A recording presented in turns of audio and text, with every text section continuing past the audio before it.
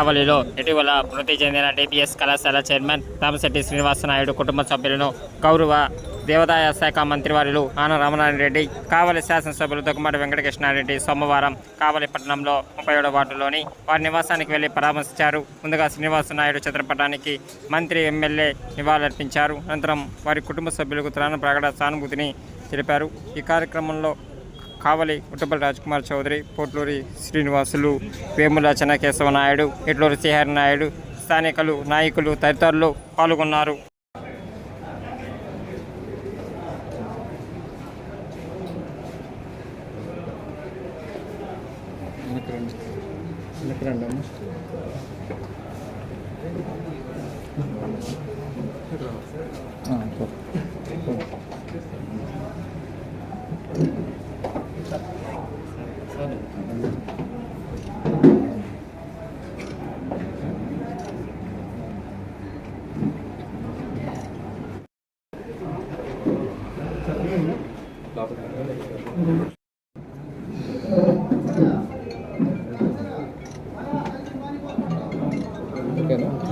ఓకేనా?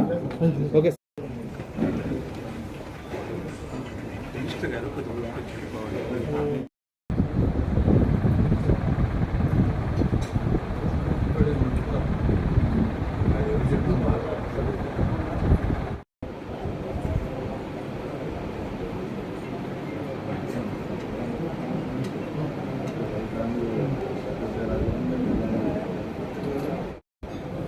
Friday night కూడా collector BS ఆఫీస్లో అక్కడే ఉంది.